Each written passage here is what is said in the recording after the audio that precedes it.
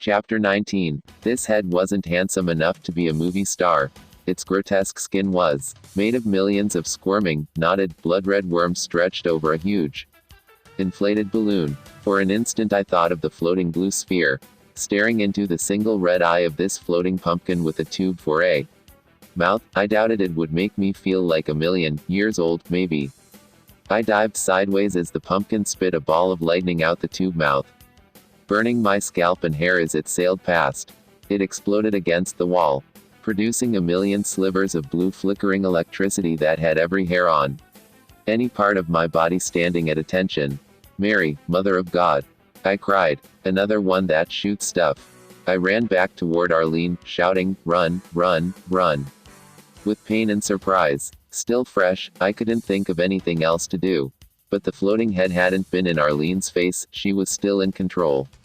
The red ball floated around the corner, and she let it have a blast from behind. It rebounded from the blast, roaring in pain, then slowly turned to face her. While it did, I caught hold of myself.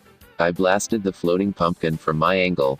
As it turned back to me, Arlene skated to the side and blasted it again. Now we both knew what to do.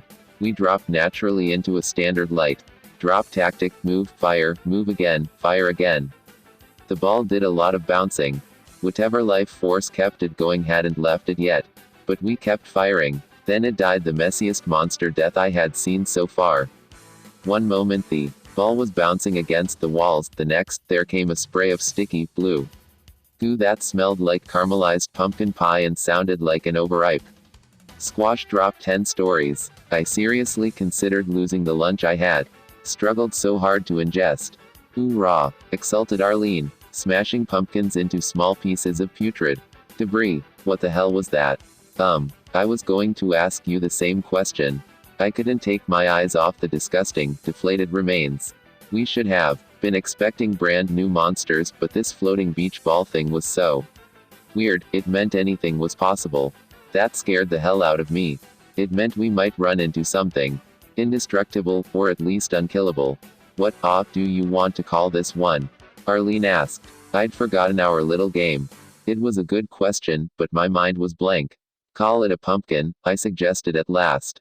Arlene wasn't impressed. She wrinkled her nose as if smelling Limburger cheese. "I didn't mean that as a serious name, Fly. We need something more frightening." "All right then, you name it. No dice, Fly. First person who sees a monster has to name it. That's the rule." Quote. I was about to demand to know why she got to make the rules. I stifled myself. In time. Of course she made the rules, she was the female. "Then it's a pumpkin, Arlene." I put my foot down. "Maybe I'll get lucky and she'll dislike my name enough that the rule will change." We secured the corridor. It was monster-free. It wasn't ooze-free, but the stuff didn't look deep until pretty far along. Ahead lay a small ocean of the stuff with an exit at the other end. "Best way to get through shallow goo is jogging," she said. "Eats away your boots, but you last longer." "Sure beats swimming in it," I agreed. "Don't be silly. That would kill you." I made a mental note to brag to Arlene about my swim. I searched the immediate vicinity for any life-giving blue spheres, but we were alone in the sea of green. "So what does your computer map say?" Arlene zoomed the room we were in, and we noticed a couple of switches and a teleporter. We threw the first switch, and stairs slid into view like shark fins rising from a tranquil sea. We hoofed it to the next switch, then went straight to the teleporter. We did not pass go. We did not collect 200 monsters. "My turn to go first," she declared. I knew better than to argue. "I'll count to 30. Her trim form faded from view, and I started the count. 28, 29, 30. Weapon up, I followed, ready for almost anything, except what I actually saw: a whole bank of shiny, new, undamaged radios. "Bank is open," said Arlene. "I guess they missed this room," I said, checking the corners for possible ambush. There was nowhere to hide, and we seemed to be alone. But I didn't let down my guard. The invisible ghosts were reason enough not to completely trust the old eyeballs. Arlene fired up one of the radios, then whooped for joy when it hummed and came online. But no matter what frequency she typed, we heard nothing but crashing ocean static. Arlene took her time, running carefully by 5 MHz jumps up the entire spectrum. Then she tried the same procedure with different radios. The results were the same. Fly, this doesn't make sense, she said finally. They couldn't be blocking the signal somehow. I asked. These antennas stick half a kilometer off the surface of Dimos. Whatevers. Blinking the signal must be enveloping the entire moon. Time to put on the thinking cap. I even paced. Arlene, I said at last, every radio I came across on Phobos was smashed. Same with me. Now here is a vitally important communications room that they couldn't possibly miss. You're assuming an intelligent enemy here, she said. There has to be, Arlene. Phobos and Dimos are part of the same invasion. Why leave this room intact, but not the ones on Phobos? Quote, Fly, Dimos was abandoned 4 years ago. I was present when the Marines picked up everything and left. Budget cuts, reduction in force, and a lack of tactical imagination sent us packing. I nodded, sitting on the floor with my back to the wall, at an angle where I had an unobstructed view of the door. A big mistake, I said. She was on a roll. What if the aliens invaded back then? Or some time ago? Weeks, months, or longer. They could take their time spreading through the facility, and there'd be no reason to smash the radios here on alien-controlled Dimos. We listen to the symphony of white noise. So why can't we reach anyone? Now, Arlene. When enough crazy stuff happens all at once, the imagination is free to float off like that damned pumpkin.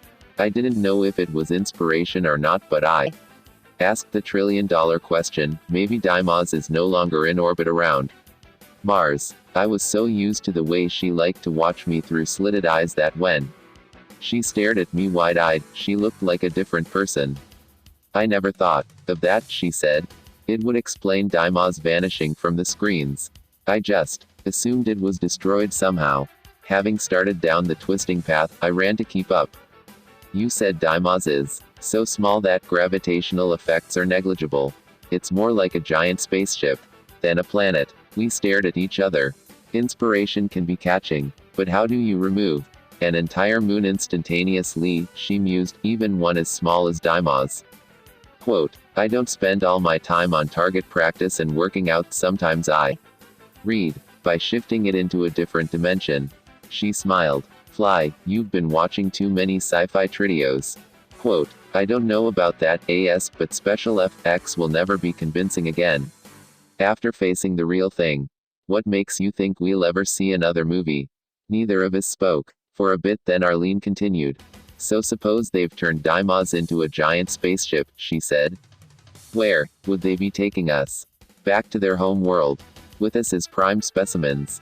I said, not feeling the least bit comfortable about the idea. Whatever the destination, I've got a bad feeling about this. Quote, any destination is probably bad for us, she agreed. We could be in some kind of artificial wormhole on the way to hell. As if this weren't hell already.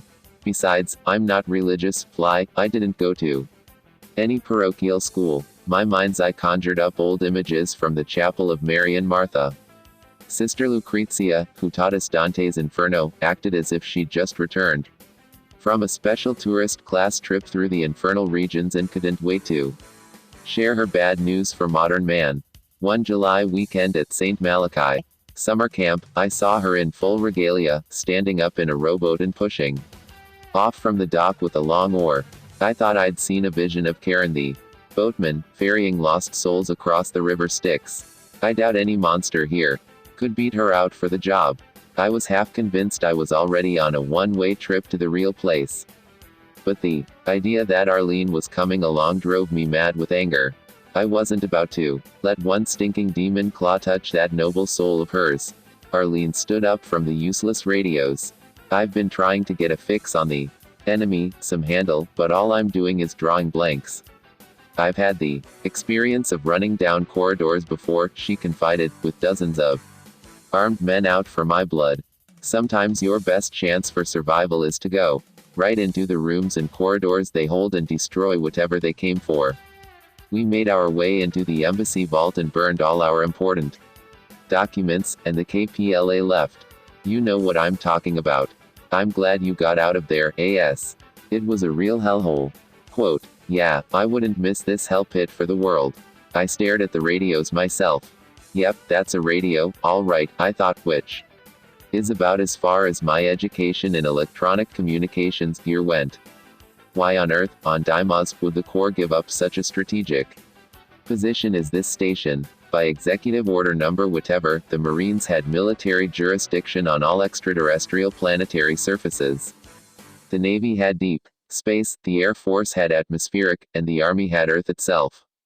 Mars, Phobos, and Deimos were surely ours to the bone. The only reason I could imagine us giving it up was if the other services conspired to cut our space ops budget, with pretty disastrous consequences. Wonder if anybody felt shame about that, or would if we lived to tell anyone. Round of ammo for your thoughts, she said. Nothing important. Politics back on the old home planet.